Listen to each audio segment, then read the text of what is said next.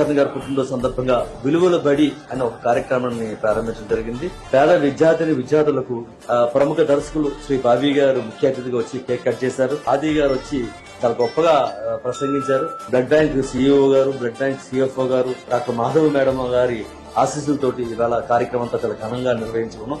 ఈనాటి కార్యక్రమంలో పాల్గొన్న ప్రతి ఒక్కరికి పేరు పేరున హృదయపూర్వక ధన్యవాదాలు తెలియజేస్తున్నాం. జై చిరంజీవ.